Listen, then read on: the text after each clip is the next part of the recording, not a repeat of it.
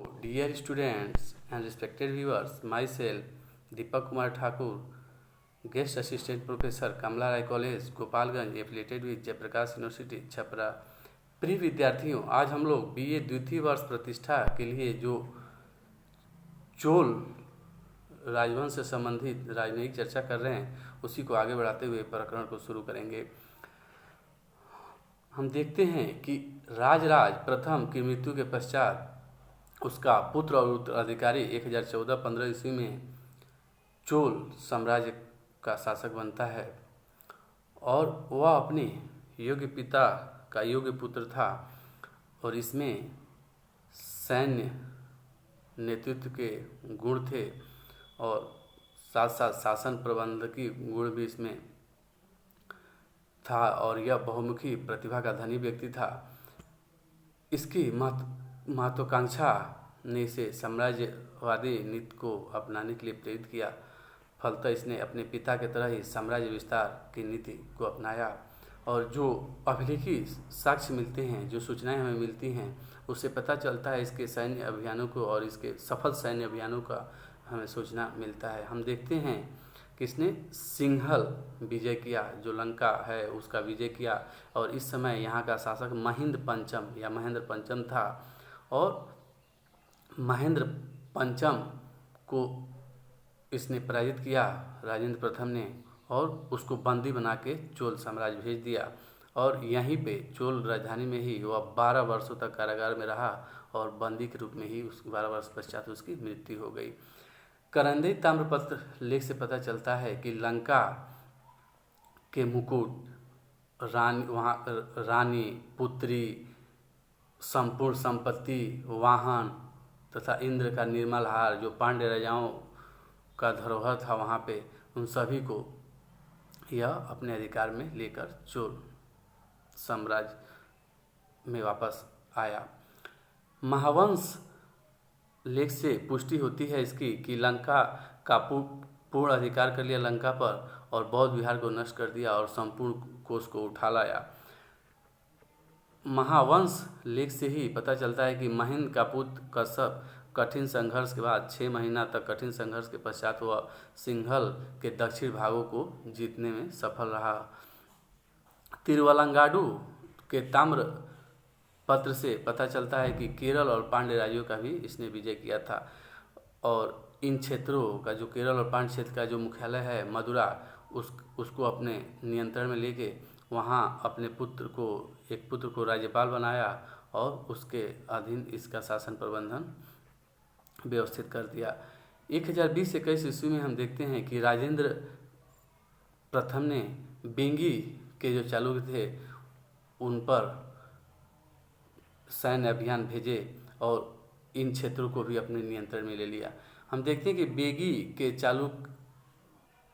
राजवंश में इस समय विमलादित्य के 2 पुत्र विजयादित्य सप्तम और राजराज में उत्तराधिकार का युद्ध चल रहा था। इस उत्तराधिकार के युद्ध में विजयादित्य सप्तम का समर्थन जो कल्याणी के चालुक्य शासक जय सिंह द्वितीय थे वह कर रहे थे और उन्हीं का सहयोगी जो था कलिंग के पूर्वी गंग शासक मधुका मानव और राजराज का समर्थन राजेंद्र प्रथम कर रहे थे। इन दोनों में संघर्ष हुआ और संघर्ष में राजेंद्र प्रथम विजय हुए और राजराज को उत्तराधिकारी बनाने में सफल हो गए और उनके नियंत्रण में बेंगी पर राजराज को गद्दी पर बैठा दिया गया और इस तरह फिर बेंगी के चालुक्यों पर नियंत्रण स्थापित करने के बाद कलिंग पर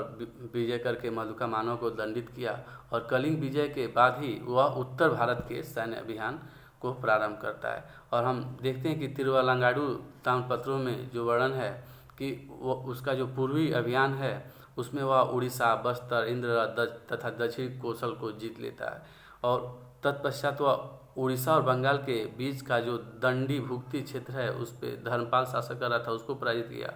और पुनः दक्षिण के जो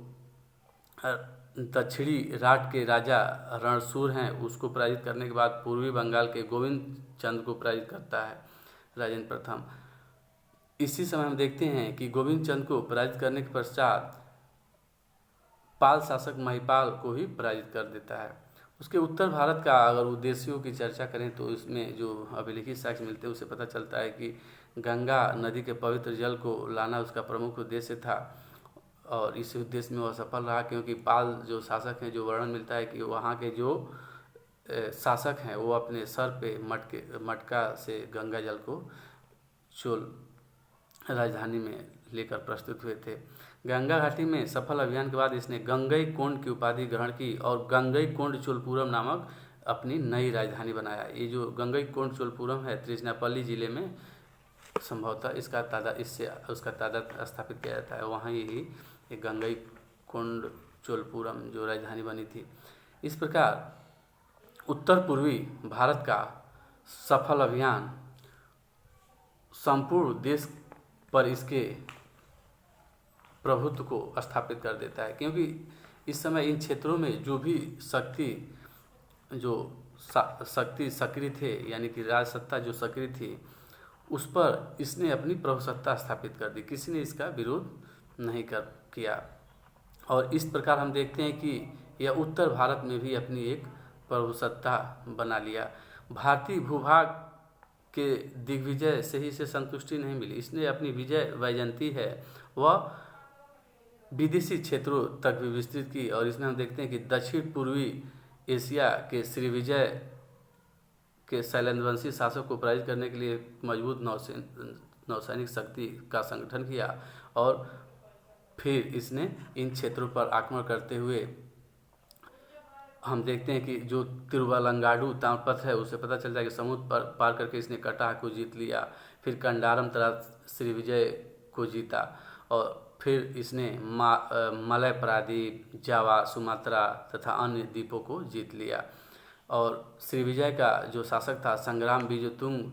वर्मन, वह इसकी अधीनता स्वीकार कर लिया और अधीनता स्वीकार कर लिया तो संभवतः संधि हो गई और उसको अधीनता स्वीकार करने के बदले उसको उसके राज्य को वापस कर दिया गया, लेकिन वहाँ नियंत्रण चोलों का बना रहा। 8वें वर्ष उसके राजेंद्र प्रथम के शासन के 8वें वर्ष में करंदई ताम्रपत्र से पता चलता है कि कम्बुजों से इसकी संधि हुई और कम्बुज इसके नियंत्रण को स्वीकार कर लिए। श्री विजय के साथ साथ हम देखते हैं कि अंडमान निकोबार, अराकान तथा पेंगू जो बर्मा में अवस्थित है इत्यादि क्षेत्रों पर भी इसका नियंत्रण स्थापित हो गया। इस प्रकार हम देखते हैं कि जो दक्षिण भारत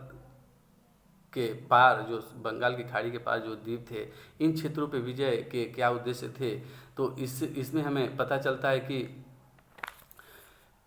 इतिहासकारों में दो मत है। एक मत मानता है कि चीन और चोलों से जो व्यापारिक संबंध था उसको और अच्छे से स्थापित करने के लिए, प्रगाढ़ करने के लिए इन क्षेत्रों पे नियंत्रण आवश्यक था। तो एक मत जो नीलकंठ शास्त्री तथा रमेश मजूमदार जैसे इतिहासकारों का है, वे लोग ये मानते हैं कि श्रीविजय का जो शासक है वह इन क्षेत्रों में जो व्यापार होता था चीन और चोलों से, उसमें बाधा उत्पन्न करता था, अतः निर्विघ्न व्यापारिक संबंध बना रहे, इसलिए इन क्षेत्रों पर विजय आवश्यक था। इस तरह इन क्षेत्रों पे हम देखते हैं कि राजेंद्र प्रथम का विजय, उसने सैन्य अभियान किया और उसको विजित करके अपने नियंत्रण में ले लिया। अब हम देखें कि राजेंद्र चोल के जो अपने शासन के अंतिम वर्षों में केरल, पांड्य, सिंहल इत्यादि कुछ क्षेत्रों में उसके प्रति विद्रोह हुए। फिर पश्चिम के जो चालुक्य हैं या कल्याणी के चालुक्य, उनसे भी संघर्ष देखने को हमें मिलता है। हम देखते हैं कि पांड्य नरेश सुंदर पांड्य ने एक संघ बना के विद्रोह कर दिया, तो राजेंद्र प्रथम ने अपने पुत्र राजाधिराज को विद्रोह दबाने के लिए भेजा और राजाधिराज ने राजाओं और सामंतों की हत्या की और विद्रोह को सफलतापूर्वक दमन कर दिया। 1041 ईस्वी में जो सिंहल नरेश है विक्रम बाहु, वह भी स्वतंत्र होने की चेष्टा करता है, तो इसके विरुद्ध भी राजाधिराज को राजेंद्र प्रथम ने भेजा सैन्य अभियान लेकर, और यह जैसा अभिलिखित साक्ष्य मिलता है उसे पता चलता है कि युद्ध में सिंहल नरेश का सिर काट लिया और विद्रोह को अत्यंत बर्बरतापूर्वक दमन कर दिया। पश्चिम के चालुक्यों से जो संघर्ष है उसमें हम देखते हैं कि चालुक्य नरेश सोमेश्वर प्रथम ने चोलों की सत्ता को चुनौती दी। फलतः राजेंद्र ने अपने 3 सेनापतियों के नेतृत्व में अभियान भेजा और कालीदीदी के युद्ध में निर्णायक युद्ध हुआ। हालांकि कुछ निष्कर्ष नहीं निकला, तभी राजेंद्र प्रथम का देहांत हो जाता है। हालांकि बाद में कालांतर में उसका पुत्र राजाधिराज इन क्षेत्रों पर अपना आधिपत्य स्थापित करने में सफल हो जाता है। इस प्रकार राजेंद्र चोल की सेना ने अपनी विजय वैजयंती को न केवल भारत में, उत्तर और भारत में, बल्कि बंगाल की खाड़ी के पार मलय, प्रायद्वीप, जावा, सुमात्रा,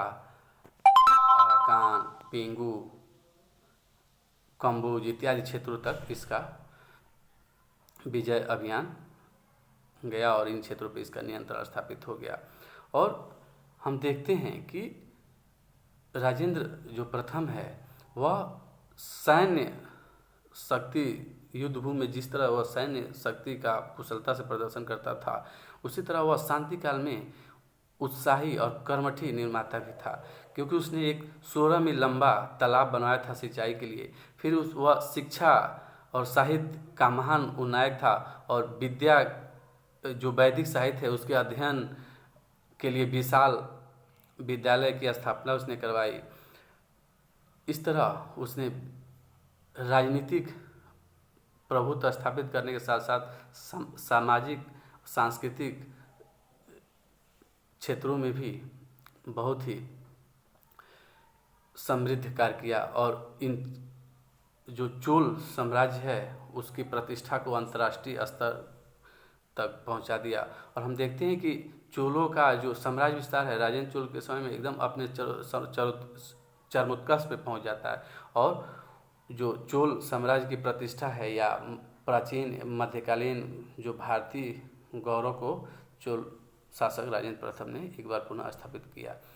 इसी के साथ हमारा यह जो प्रकरण है समाप्त होता है और अगले शासकों के विषय में अगले कक्षा में हम लोग अध्ययन करेंगे। इसी के साथ प्रकरण समाप्त होता है। जय हिंद, जय भारत, धन्यवाद।